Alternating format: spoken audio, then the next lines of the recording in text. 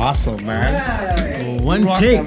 Oh, no, we go one take up in this. There's no... It's a couple times I thought maybe you were like, stop, start again. Who, Laura? Oh, okay, you know what? I'll always want I was like, did I swear by mistake? No. She's Sorry about that. I'd like to know. Oh, it's okay. Hey. Thanks for being in the REC experience. I'm your host, Jas Takhar, with your girl, Laura Elto Stewart. Hey, what's up? What up, girl? How you doing? I'm doing good.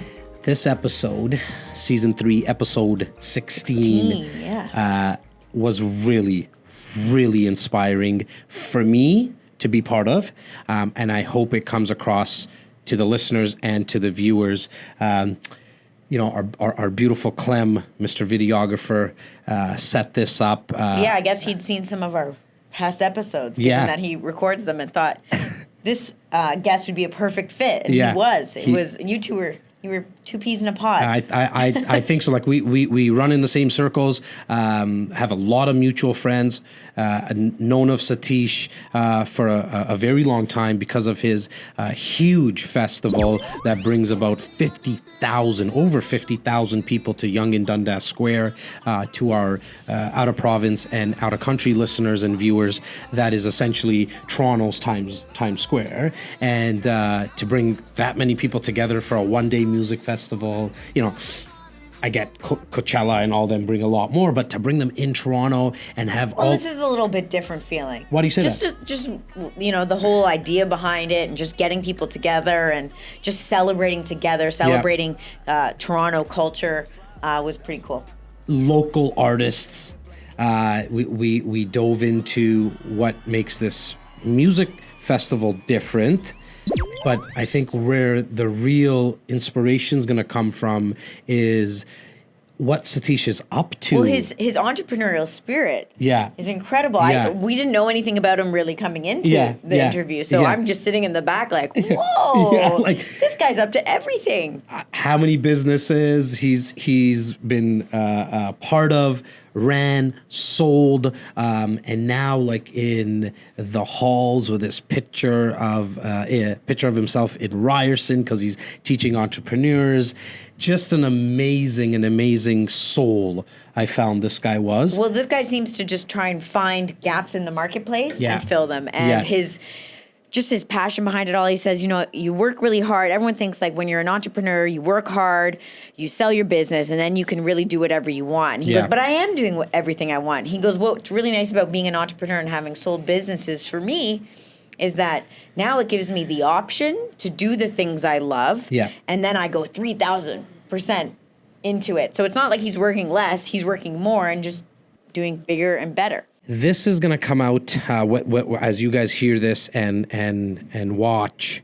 You just essentially came back from London. So I'm going to put you on the spot. I haven't left yet. You haven't left yet. But okay. What are you excited about your London trip? Okay, what am I excited about? Well, besides having my phone off a little bit, I hope. Yes. I'm excited for the food. I got to be honest. So last time I went to London, I was 22, backpacking Europe. Did you go with your husband at that time? No, I went with some girlfriends of mine, and we didn't have a ton of money to spend frivolously. So you kind of went to the grocery store and bought bread and cheese, which was amazing, and would eat on like a stoop if you found one. So this time I'm excited to try some of the really good cuisine they have. I'm actually really pumped to try a good Indian spot. Awesome. Yeah.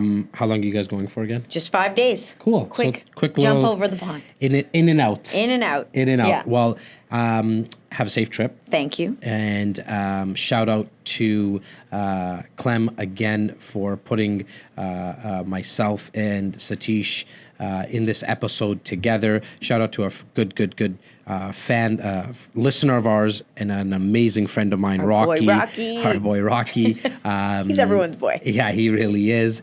And to you, the viewers and the listeners, as always, the support is overwhelming. And thank you so much for all the feedback. If you haven't subscribed to the YouTube channel, do so now. And if you're listening, just subscribe to whatever platform, iTunes, Spotify, whatever it is, whatever podcast platform you're listening on.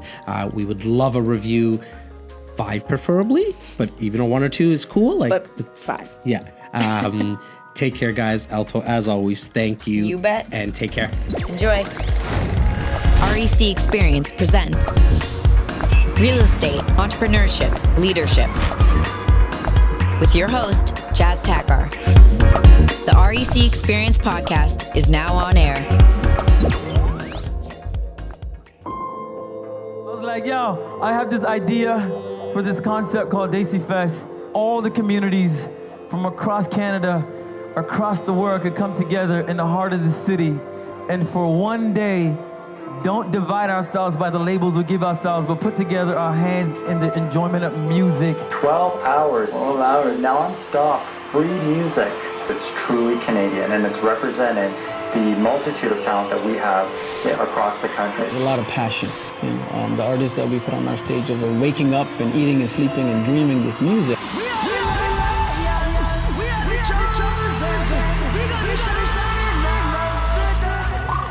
Some of my favorite excitement and content comes from when I get an opportunity to sit down with a local entrepreneur, business person, people in leadership roles, you know, from a local perspective. Why? Because I'm obviously born and raised in Toronto, and to see other people around me that are doing similar things as myself and my team are. It's just so inspiring to see. I'm going to introduce my boy to the left of me, obviously on your screen if you're watching on YouTube or any of our other platforms to the right.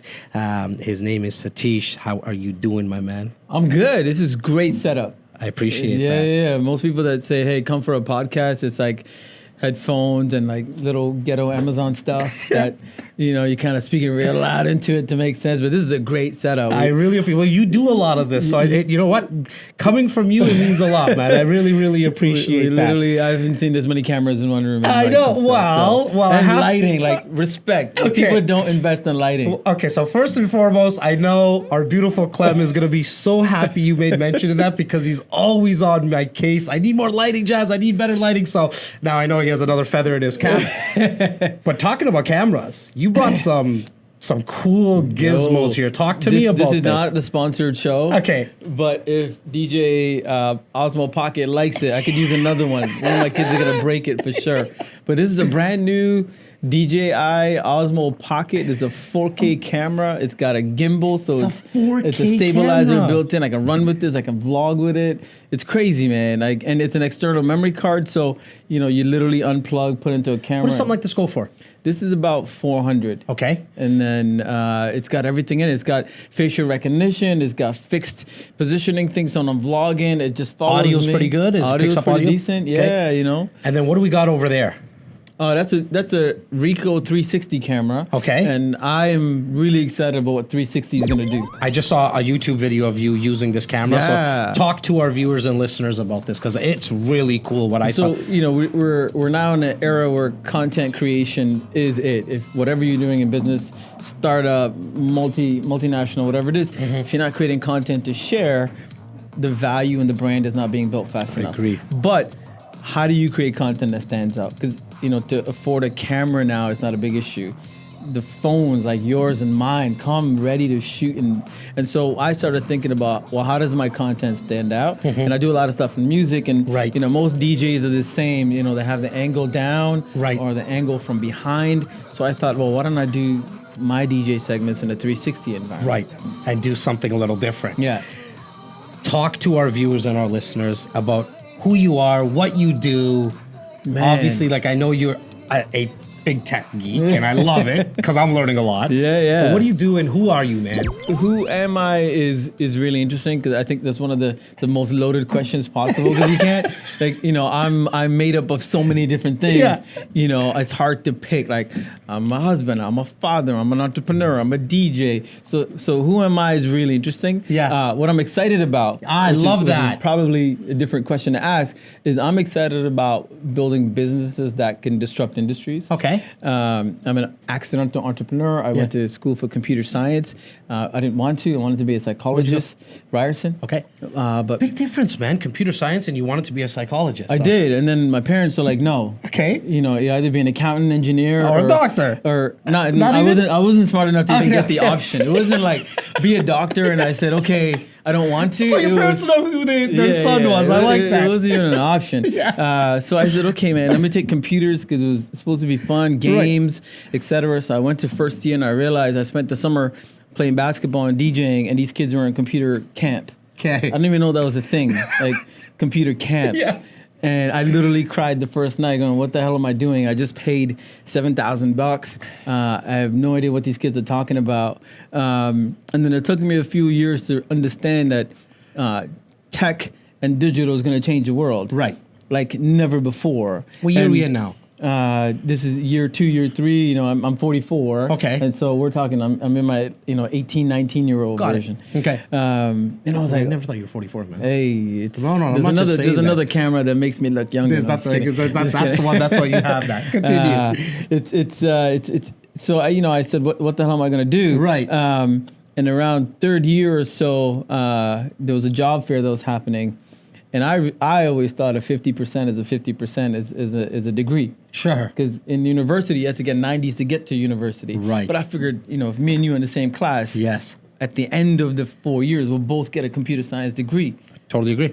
So why should I spend any more time than getting a 51? Right. I get it. Same piece of paper. Yeah, right. And then my first interview was with a KPMG guy recruiting. He's like, what's your GPA score? And I'm like, why? Why does it matter? Because it was horrible. It was like, I can't even say it. That's how embarrassing it was. And that was the first time I realized that my strategy failed because So it didn't work out the way that you thought. Yeah. And so I was it. like, what the hell do I do? And so that was probably the first time I realized academically, I'm not that strong. Not because I'm a dumb kid. I just don't see any value in what I was learning. And maybe, just to that point, Satish, because I feel the same way. Like I actually don't have anything past my high school diploma, and I came to learn that I just didn't really learn in a class setting. It's not the way that my brain comprehended things, right? Yeah. I needed to learn at my own speed through books and seminars and then tapes and audio CDs and obviously now podcasts. But I feel it's a lot of people like that, right? Yeah. At that age, it's just it's not that they not necessarily smart or not. They might not be really like calculus driven or algebra driven, right? No, but I you put them in an completely agree. entrepreneur class, which we know that doesn't exist. Yeah. But if it did, you would have excelled. Yeah, without even knowing what that word meant. Yeah. And so I was really freaked out. Yeah. And so I started looking at, well, what else am I naturally good at? And, by that time, all of the first, second year who dropped out have already dropped out. We had a class of 220 kids. And I realized all of them had the same purpose. Graduate and go to work from Microsoft, Accenture, KPMG, sit in a cubicle, 5 years later, get a title, 10 years later, get a job. And I was like, okay, I don't want to do that. But what if I could figure out how to use my other skill sets? I was a DJ. So what does that mean? Well, I'm comfortable around people. I can organize a party. I could be charismatic. I can rock the crowd. Well, is that translatable in work? I don't know. I don't know what a sales guy was. And so I was like, okay, let me just write that down. And then I looked at, okay, I don't know how to code well, but I know how to solve the problem. And I'm one of those guys where like, I'm people's first phone call. Right. Because I'll have a solution. Sure. Roof falls down, call me. I have a solution. You know the people, you're either a connector or you're just solution driven, right? And 9 out of 10 times the first solution is not good, but I'll give you a solution and then we'll build on it. So I started looking around and internet was starting to happen. This is when like the websites were black and white, horrible looking. Yeah. And so I literally made a geo circle around the university and started going to all these small businesses and said, hey, if you don't know what the internet is, I'm in class. It's going to be big. Let me make you a website. Interesting. And then they said, we don't get it. How much is this thing? Right. I was like, well, maybe like $200. I don't know what money was worth. And they said, cool. So all of a sudden, I'm making these horrible websites. And then I was like, I don't want the 200. I need you to not hire anybody else in my class. So then I wouldn't give them an invoice. I would give them a list of the other 219 kids. And if you had a job opening and you considered one of these people, don't. I'm better. But if you hired somebody from another school, another campus, good on them. Respect for that, man. I but like do that not hustle and hire grind. I like that. these 219 people because I'm the best in class. Right. And that was my attitude. So I went to everybody, did work, gave them a thing. Now that I talk about it, I'm glad none of my friends hate me for doing that. But that was my strategy because I can get in front of clients and they had to wait for a recruiter to approach them. and I had to jump on it. And so without really planning, by the time I got into 4th year, I had a very successful business. And we're talking like, pre 2000, right? And, when you're a kid in school and you're making 10, 20, 30K, that's a lot of money. That's a lot of money. That's, I mean, beer back was then, $2.50. I know. You know what I mean? know, Like beer was $2.50. And most kids just wanted to get, enough money to buy a 6-pack. Yeah, you know and there was what I mean? no bottle service. Right. Oh, forget that. Like, yeah. lineups are $2 to get in. Yeah, Coach truck is 50 cents. It was a whole different world. So Totally I was different. balling it. That's how I started my entrepreneur spirit, man. Look, man, you said a magical word that made my ears pop. Attitude. I build my team, everyone that you see here and behind the camera. I'm glad the 360 is here because even my man Rochester, who tries to hide behind the camera, he's caught in camera now because of the 360, and everyone else. I generally hire on attitude more than skill. Only because I feel that if I have people around me that are going to run through walls for me, the skill we can learn, it's also to me a commodity, in all honesty, because, there's a lot of videographers out there, a lot of graphic designers out there, but I would put my 2 guys, a lot of copywriters, you know what I'm saying?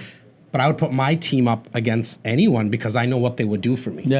Right? So like, as you are growing, and I want to get into the intricacies of all the stuff that you're doing, but what's your thoughts on that? Like, what's your thoughts on attitude over skill? I agree completely, because most of the time, skills are a reflection of your history, right? Like, what did you do to get in front of me?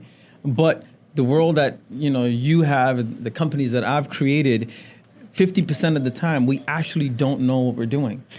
We don't, so true. right? Like so when a client calls me and says, "Hey, I want to do this really cool augmented reality touchscreen thing, and it's worth $1 million," 50% of the time we don't know how to build it. The other 50 is having the confidence to dream of a solution. And then if you could dream it, we'll figure it out. So true. Right? But so true. Your skills don't necessarily give you the ability to dream, because sometimes the skills hurt, because it's like, if you only know how to use a hammer, everything is a nail to you. Yes. Right? Yeah. So I tend to look for, similar to you, people that are brave enough to imagine something, even if it's the most ridiculous thing that we've ever thought about. Right. And then we were willing as a company to lose money on that bet. Yes. Where we would lose more than $1 million to make it come true. Right. Because the minute we do it, the next time we're making 90% margin on the same thinking. Because you just you actually took action and did it. Talking about a hammer and a nail. I shot a video a couple of days ago that said that I suck at 99% of things. And it's true. Like, I have a problem hanging up a picture on the wall. It's not who I am. I still type like this, I don't write long emails, but I have a full-time copywriter now. I have someone, I have a handyman that I partnered up with, Jiffy On Demand, a huge company in Toronto, that they send somebody for me to do all that work. Camera, I can take some pictures when I've had some drinks, but now it's all about getting the right people around us in terms of building a team.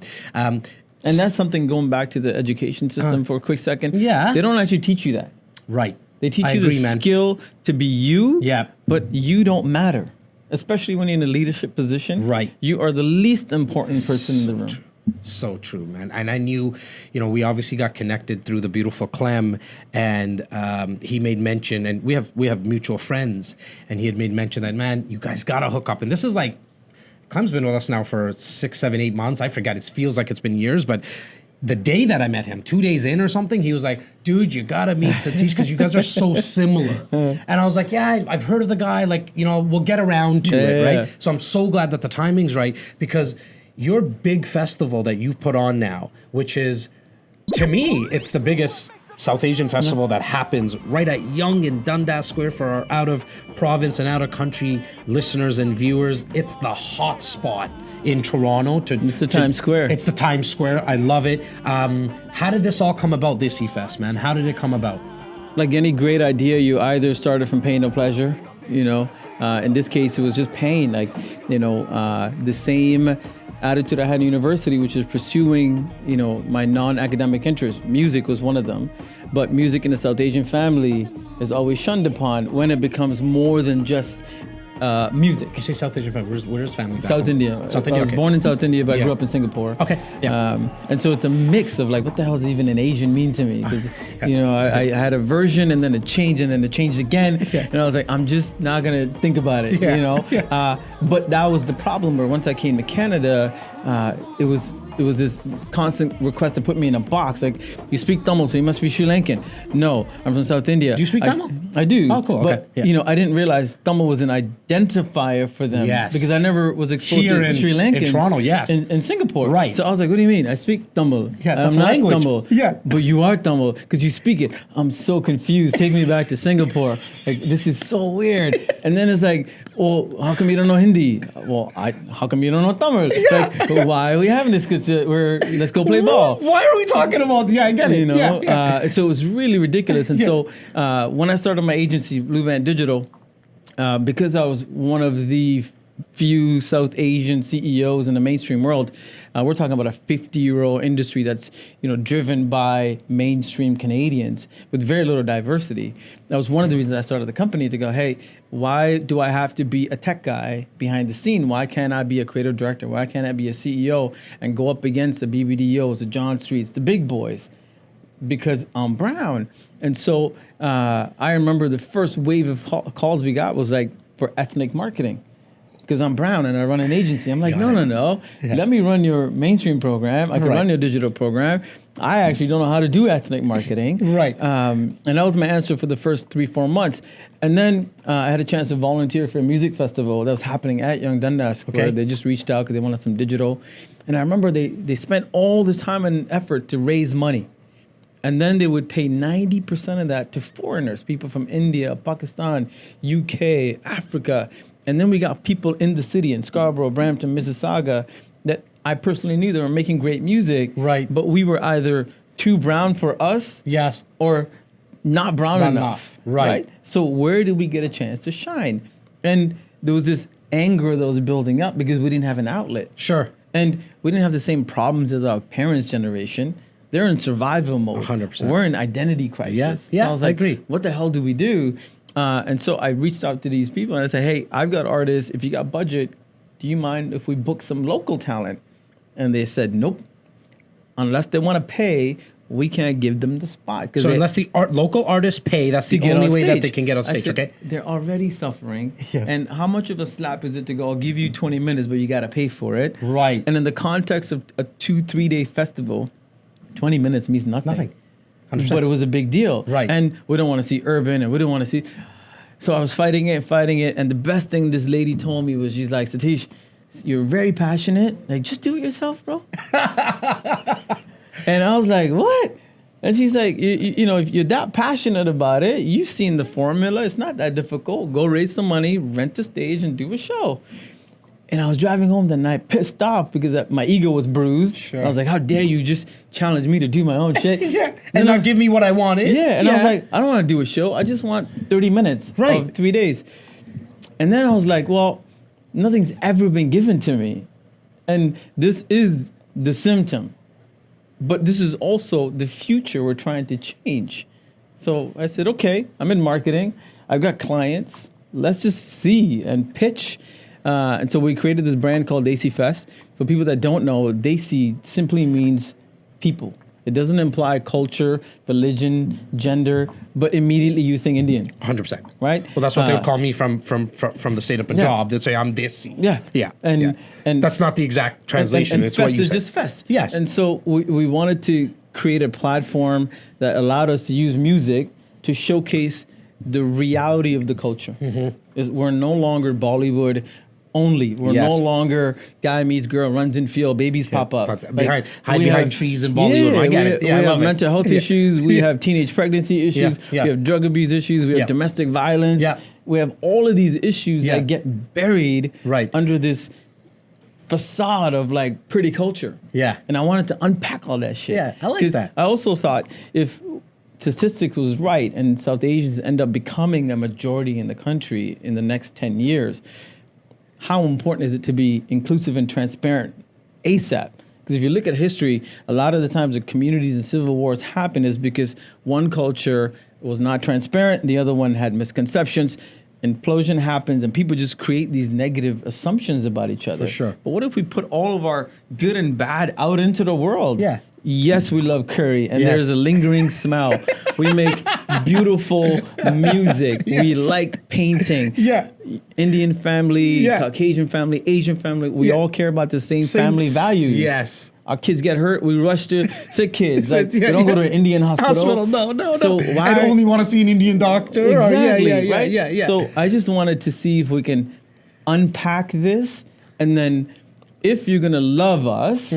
Love us for the right reason. Right. And if you're going to hate us for the right reason. Sir. Because in either way, I have a chance to have a real conversation. Right. But if it's mysterious and smoke and mirror, I can't get to you. Right. So the AC Fest is really a platform to engage not just South Asians, but this notion of what does multicultural really mean in Canada? Are we really building an inclusive country once you peel the first few layers off?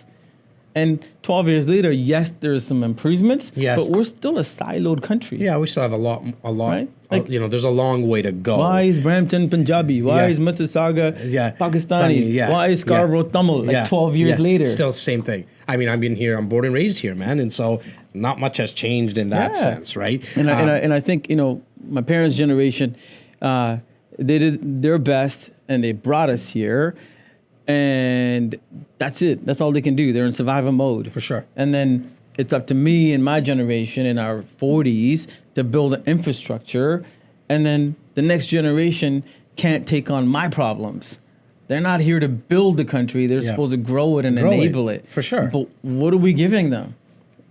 If I just microed into South Asians, and I'm not venting, I'm sharing.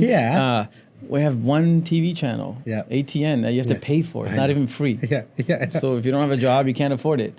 There goes your culture. Is Omni not around anymore? It's there, but the cultural programming is Bollywood. Got it.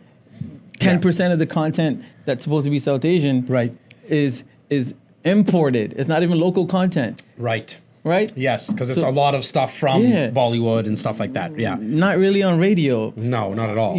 How many South Asian-owned businesses can we name off the top? So for me, it's about saying, hey, people that are in the ability to change or create opportunities, like this is your chance. Not when you're 60, when you're in your 40s. Yeah, look, I mean, you hear it just somewhat on a tangent, right, Satish, where a lot of people say, I'm going to make millions of dollars and then I'm going to give it all away in my 70s and my 80s. And I had somebody say to me, look, that's great, very noble, awesome. But there's a lot that you can do now, and I'm 37. There's a lot that you can do as you're going along, and you don't have to give away all the millions. You don't have to give away money all the time. It's just time. And I spent a lot of time with young people. So I sold my agency in 2017. Okay. And since then, I've been doing a lot of work in entrepreneurship and helping young people, especially young people from minority backgrounds, just change their narrative. Right. What do you do that? How do you do that? Like, are you like in schools now? Like, so what's up with I that? started working with Ryerson and helped set up an incubator.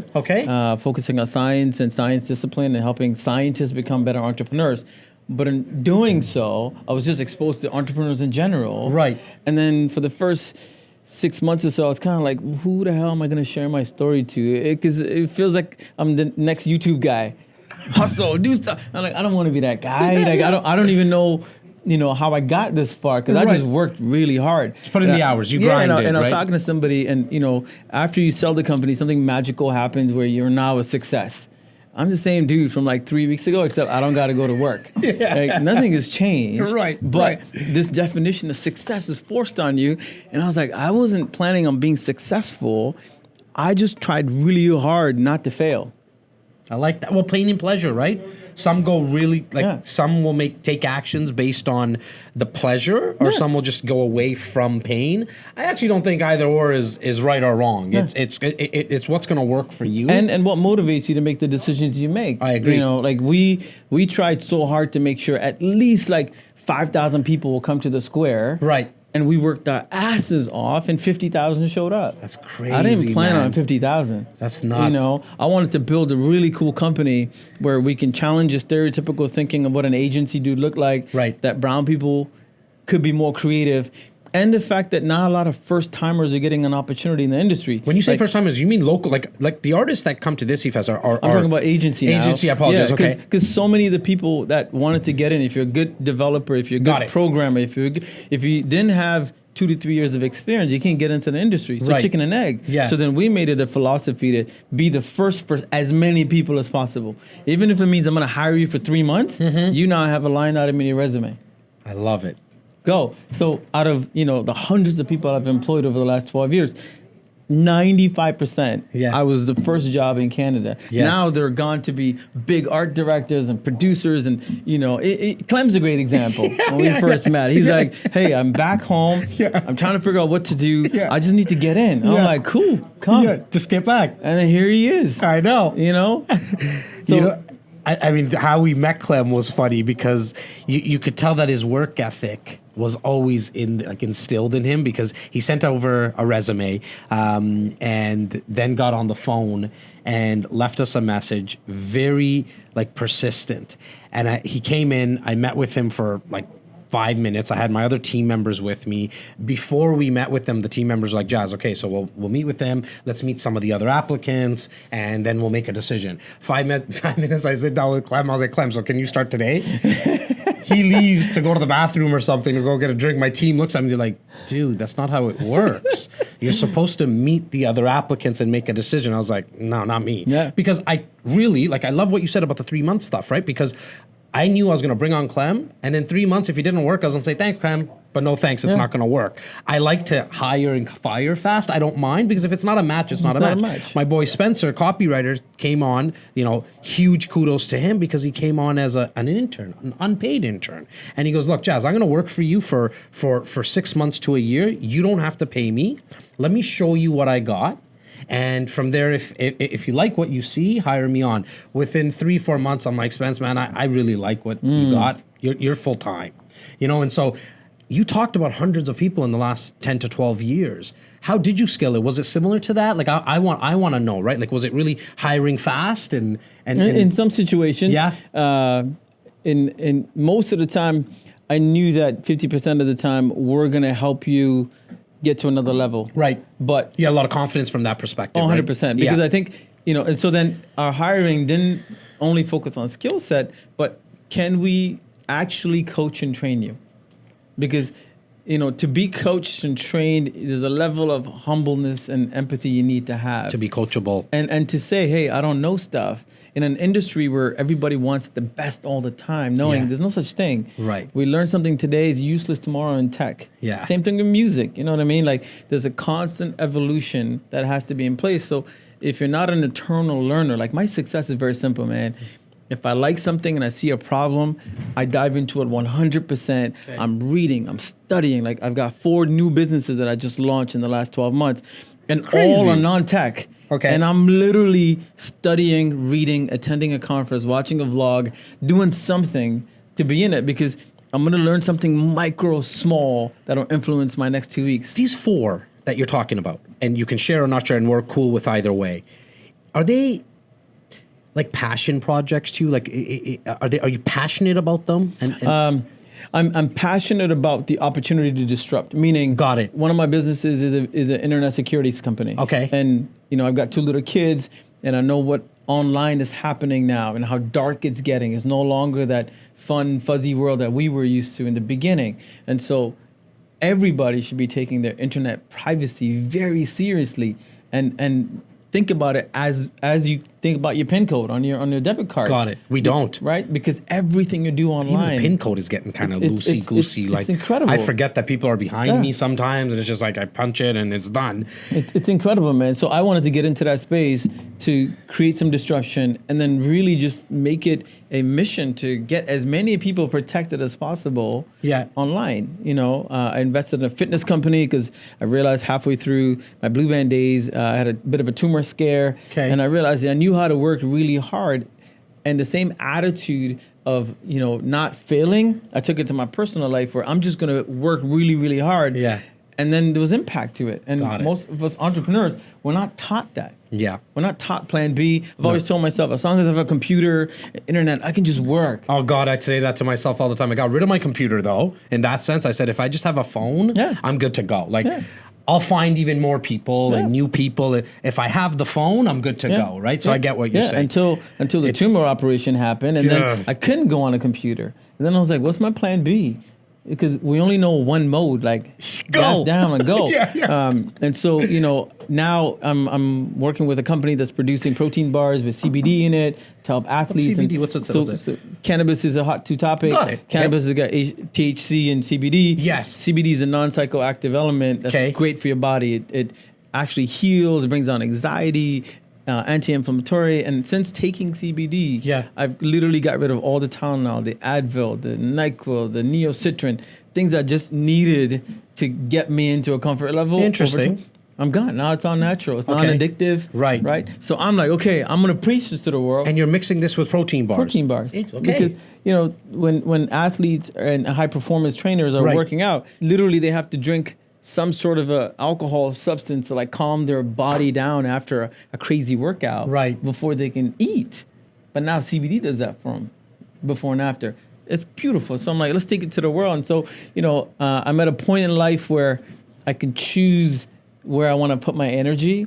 And then know that wherever I put my energy is like 3,000%. I love it. Right? How do you juggle the 4 or 5 things that you're up to? I still sleep 4 hours a day. Okay. I've got a fantastic, you know, backbone from my wife. She's believed everything I've said. I remember we're dating 6 months into it. I'm like, my parents hate me and la. But one day I'm gonna be famous. I'm gonna be on stage. I'm gonna be on TV. She's like, yeah, I believe you. And I was like, really? I didn't even believe myself. I just kind of spoke out loud. She's like, I believe you. And I was like, okay. And thanks, then honey. fast forward 8 years later, you know, I mean, how old are the kids? 6 and he's going to be 6 and 12. 6 and 12. And I, you know, she was the first girlfriend I met. We married, like we've been together for 20 something years. Congratulations. But she gets to hear the first of everything from me. Right. And I have a first of everything every hour. I'm literally like, I'm You're gonna the mad scientist, you know? right? In that sense, And so that support network is super important because I feel like, you know, everything that I've been given, it was at somebody's expense. Like my parents left India to give me a better life. And, you know, all the mentors I've had, the teachers, the education opportunity, it all came at somebody's expense. And, you know, at my age to be in Canada, being recognized for the music that I do, the companies that I've built, it was great. I gave a talk just a few weeks ago, and I was introduced, you know, Satish Bala, CEO, ex-CEO, smart, and I was standing on stage going, man, I'm 44. 30 years ago when I left Singapore, it was, you're a dumb kid, you won't do anything in life, you're destined for a blue-collar life. Like, it crushed my parents, and my dad and I didn't talk for almost 10 years because somebody else said, your kid's stupid, and then they believed it.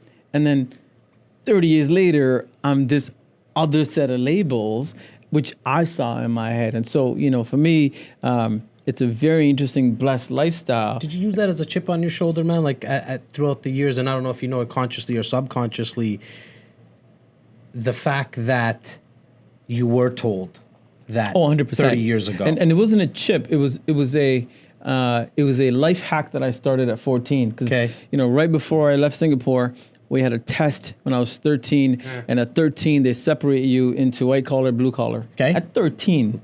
Like crazy. Right? And my brother's, you know, 12, I'm 13. Yeah. We do the test. He gets 90s, I get 40s. And they're like, oh, the first son, blue collar. Second one is going to be a doctor or something. And my dad is crushed because the oldest son is his way out. Everything that he couldn't be. And then I'm like, oh, man, I suck. And you know, it wasn't like 1 or 2 courses. The country separates you into a certain lifestyle in Singapore. Okay. And so... Well, literally, if they're doing this test when you're 13 and 14. And that's it. You're done for the rest of your life. Unless you leave the country. And so up to that age of 13, I actually believed it in my core that I'm this dumb, useless kid that will only get by with my, you know, chops and street smarts. And at some point, this is life. Then I get on a plane, and then I land in Scarborough, and I go to grade 8, and now, like, the teachers are treating me much different. I'm in a much different environment. They're saying other things like, "Oh, you got lots of charisma. Who are you? You're passionate. It's okay if you got a C."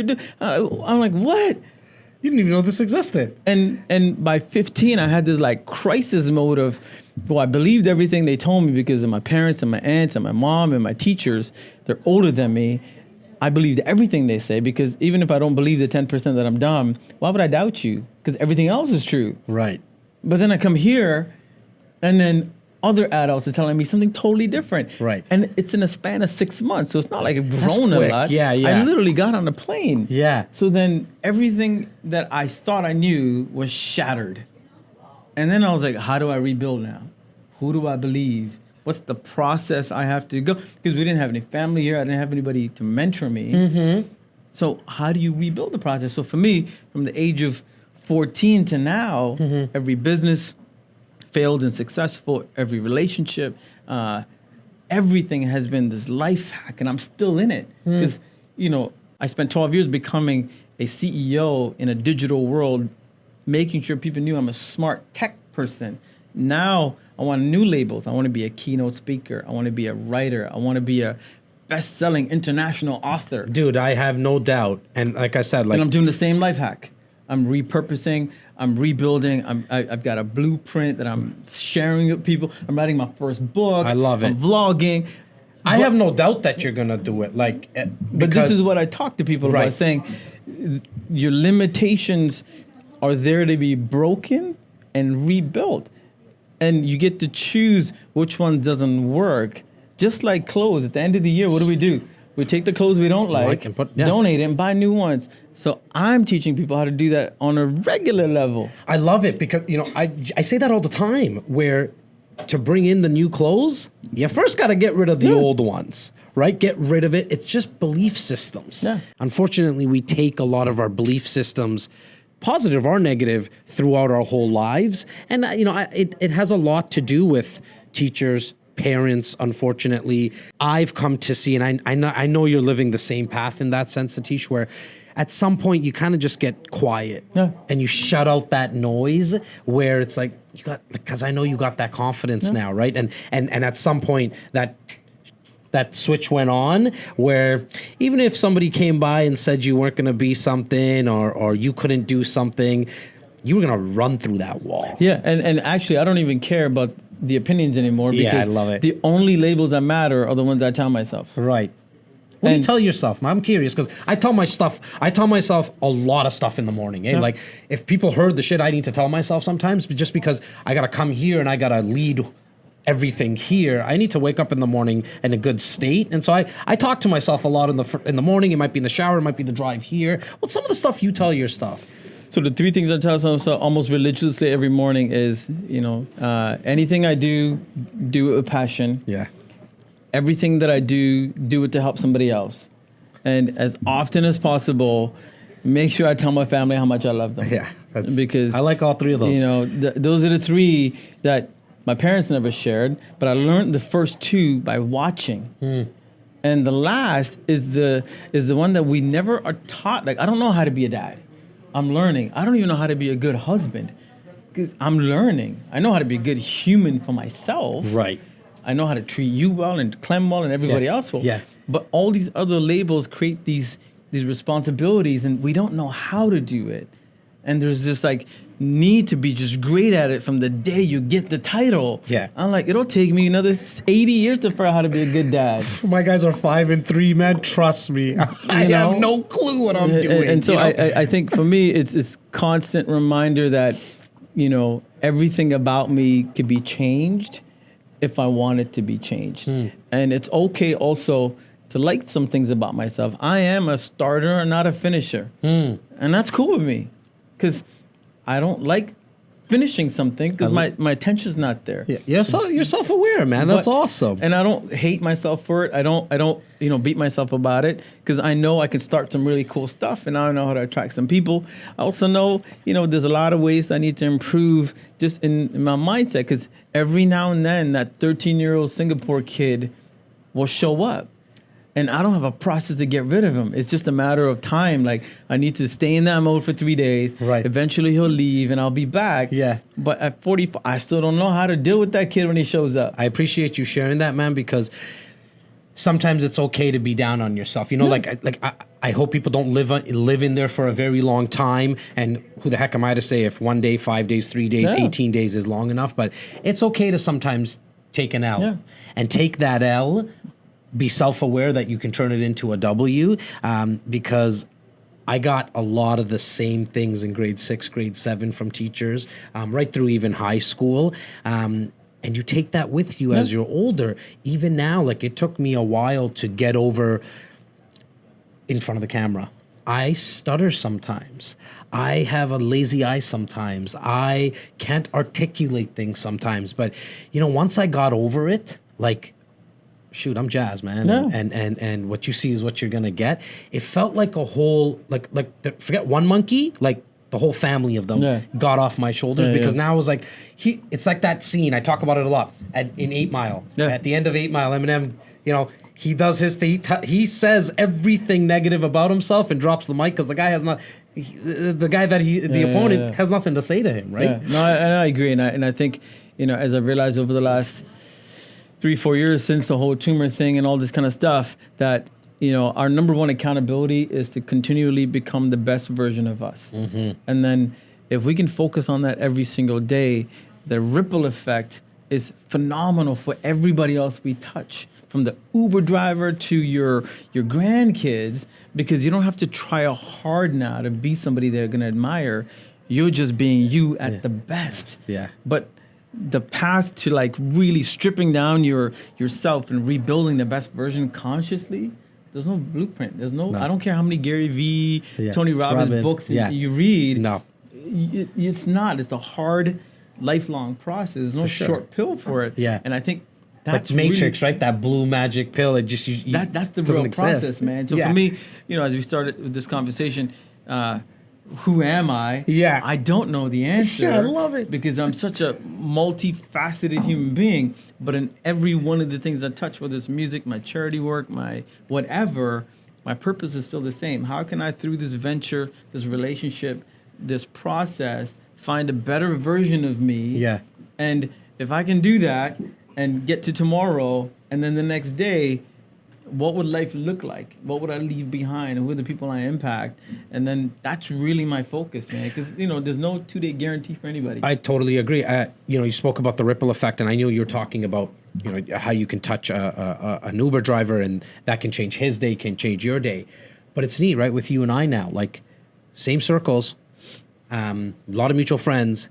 But first time we sat down and talked, this is definitely not going to be the last time you and I talk. Like, it just, not only from a business perspective, because that's a no-brainer. Like, you and I are on the same paths, and we're going to make a lot of shit happen. I feel it already, because I want to know more about this protein bar. I want to know more about the security. Like, I just want to know more. Yeah. But from a personal level, like, we're connected now, you know? And so it's unfortunate because people just are not willing to meet more people, and you just don't know what's going to come out of just one meeting. Yeah. Like a 10-minute coffee. You can meet the guy that you're going to go into business with and change the world. It starts with a couple of people. Yeah. I'm not trying to be all philosophical about it, but it a lot can happen with just one meeting. Yeah, and it's I wouldn't, you know,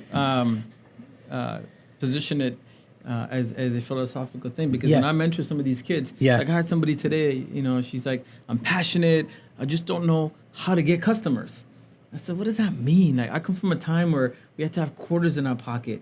We had pagers. I had to stalk a client to, like, make sure he walked into the office before I showed up. You got Twitter, LinkedIn, Instagram. You got emails. You got systems that tell you how to find their emails. It's crazy. Just do it. Dude, you can run an ad with somebody who works at Royal LePage and is 32 years old and is a Cowboys fan. You know what I mean? It's so interesting. So I feel like people need to hear more of this kind of conversation where no matter how tech the world becomes, the real lessons come from two people talking. So true, dude. Not Twitter, not 130, not emojis, just real people That was somebody who sent me real poop emojis stuff. yesterday. I agree, man. No, like it really is this, and it's why the podcast exists. Like I obviously sit down with a lot of people from a real estate perspective, but come season 2, a big change happened, and I think it was a blessing in disguise that I got bored of talking about just the regular buying and selling stuff, because you Google all that. We have books for that, all that kind of stuff. It was when we sat down and said, you know what? We're going to talk about what we're really passionate about, entrepreneurship and leadership. And that's when the Satishas came into our life. That's when so many of our other guests came, listeners and viewers came from places that we never expected them to, because it wasn't about self-serving. It wasn't about us and our real estate business. It was about maybe touching, a 16-year-old kid who's going through something in their life, and it's they just hear, damn. Like, I'm not from Singapore, but I'm from, a small little province in India or something, or Russia or whatever, and they hear your story and then they take action. And what's great is, and I tell the young people all the time, everything I've done is through brute force and life hacking. Like, it's only after I sold the company and I decided to take a year off where I got a chance to summarize. But if I did a quick 30-second review, I'm like, 13-year-old kid, labeled dumb and stupid, comes to Canada, finds the right mentors and the right coaches, and over the last 12 years, I've built dozens of business. I've personally sold over $50 million in new business. Yeah. I've won awards. I've got my face in the halls of Ryerson as an alumni of the year. I barely got 52%. Do you know what I'm saying? Funny how it works out, right? Because you did what you were living your passion. And that's the secret. It's if you figure out your passion and you get rid of your limits, if I could do it and you could do it, everybody can do it. This is not this success or this formula is not made for the elite. Yes, that's so I true. can't dunk a basketball. I'm not LeBron. But minus those very unique physical characteristics, the kind of success we're talking about that takes somebody from an average life to a dream or above average life, it's a 1% difference. And you're not talking just about money. And I know you're not. I know that. It's about what's success, right? In my opinion, and this is just in one man's opinion, it's you living happy every single day. Like, I come here and if I'm not here, other than that little bit of time I get to spend with my wife and my kids, I feel suffocated. Yeah. I truly feel suffocated. I need to be growing something. I don't want to be on vacation. Like I do a lot of posts on Instagram and it's always trying to inspire some inspiration. And my buddy asked me, he's like, aren't you excited? Because he heard my wife talking about vacation. And my wife's watching and listening. She knows. I said, look, man, vacation seems like work to me, dude. Like, I gotta now like pack stuff and I'm not gonna be in the hustle and bustle. And people around me like, dude, you gotta, take time off. And it's like, I get it. But that's just not who I am. For me, this is time off. This right now, what I'm doing is not work. I had a meeting just before you came in, Satish. It was a 40-minute meeting with a client talking about them investing into real estate. That wasn't work to me. Yeah. Like, it was like I was having a blast. Like, we were just shooting the breeze. But that's when everything aligns, right? Yeah. And that's the problem. Most people are not aligned because they're not brave enough to dream about what aligns for them.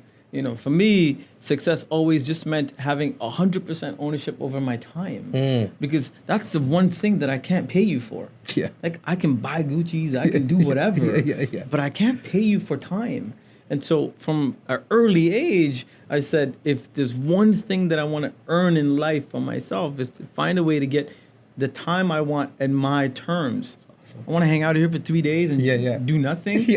I want to do it. If I want to disappear for a month, I want to do it, right, and not at the expense of other stuff. And if you're grinding and opening 4 or 5 businesses at the same time, you want to do that. That's awesome. And I think that's the part they don't teach you in school enough. To go, yes, these skills are great. You can get a great job, and nothing's wrong with a job. Yeah, we need people that will work for people. Yes, to make the economy run. Right. But if you're unhappy, something doesn't feel right, you have bigger dreams, that's the person that is suffering, and that's the person that's actually useless to the economy. Because you're not happy where you are, and you're not doing something to improve yourself, so everybody loses. You lose, your employer loses, your family loses. That's the part that sucks. That's the gray area we got to change. I totally agree. Talk to me about what you're seeing in music quickly, man. Like you're so in the music business, always been in the music business. Locally, what are you seeing here? It's exciting, man. Yeah. You know, I did an interview with BBC Asia Network, and Canada now is playlisting more artists on BBC Asian Network than ever before. Shout out to Nav from Rexdale, who just topped the Billboard charts. Drake's obviously Drake, but there's so many, right? And you know, when you get to the local level, right? Like our friend Rocky, All Mixed Up. These guys like shout out All Mixed Up, Rocky. I know you've been. He's gonna be so upset that you and I are here, and I didn't tell him yet because I wanted to surprise him. But shout out to Rocky. If he was here, we can't talk. He's got the best stories, and so you and I would be just listening. Which is so true. But that's what I've noticed. Where Canada and Canadian sound now, it's not American, it's not Indian. We have our own sound, like you know. And for me, that's exciting. And we're now at a point where after 12, 13 years, other artists from other countries call to come to the AC Fest.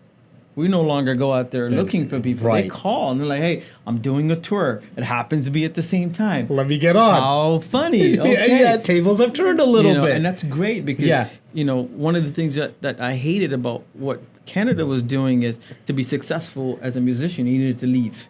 Yes. You know, you have to go to India, UK, somewhere else. Yeah. But now the problem is not solved, but we're starting to solve it. And I think part of my personal passion over the next 6 years is now to look at how can we create those missing infrastructures.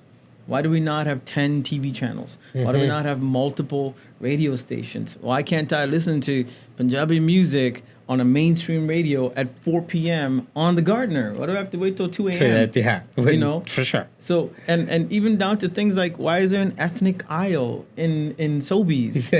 Like, why don't we have the products mixed in with it's all together? Like, I get it. You know, we talk about being exclusive and inclusive. Sure. Here's an idea where, like, if you're an ethnic person, you go to this aisle because we put your stuff here. Yeah, it's true. Even Chalo Fresh go now, and right? And you can't say it's because it's easier to find. Right. Shit, there's another 1,000 SKUs that I'm still looking for, and I'm lost. Yeah. Do you know what I'm saying? It's actually made it more complicated. Yeah, it's and so true. for me, it's, you know, over the next 6 to 10 years, if I can take the platform, whatever clout I've earned, the ability to use my voice to have these conversations. Yeah. If we can look at, well, how can we truly become multicultural in an inclusive way? We can pull the layers off. Yeah. And everybody celebrates Diwali, not just the Hindu kid. Everybody celebrates Eid, not just the Muslim kid. That, I think, for me, is the Canada that I want in the next 6 years. Look, man. And with that, I'm announcing my nomination. I'm just kidding. I love it. I love it. You know French yet or no? Do you know French? Oh, then that's it. You have a problem right now. But we don't need to know French to help the country. That's true, my whole agree. point. I agree with you, buddy. I'm so glad you came to share your voice. This is something that we will definitely do again. In which medium we'll figure all that stuff out, blast, man. Shout out to beautiful Clem. I have to say beautiful now? Yeah, you have to. It's BC, man. BC. Obviously, a big shout out to you, Clem, for setting this up to the listeners. Tell them really quickly, because this is going to air before this EFest. Dates, how do they get there? What's the story? Your social handles, all that. I'm big on Instagram, so follow me at Instagram, Satsby. The AC Fest is happening June 8th. It's the largest outdoor South Asian music festival in the country, 13 years strong. It's a Saturday. It's free, so don't please call for tickets. It's 100% free. Yes. There's food. If you got kids, bring them for kids activation. There's 28 bands, 12 hours of nonstop music, and it's a great chance to experience true multicultural inclusive programming. And I'll guarantee it, when people show up and they hang out there more than 3 hours, their stereotypical bias that's there subconsciously gets busted like that. I love it. And I've then, been, man. Then you go Sunday morning, you're like, okay, what is the world like today? Yeah, I love it. Thank you Satish, for having me. Thank you so much for coming, man. Thank you. Pleasure. Take care, guys. This has been the REC Experience Podcast with Jas Takhar, an REC Canada production. Hey guys, thanks so much for watching the REC Experience. Please make sure to subscribe, like, and share. Click here to watch and experience more videos from REC.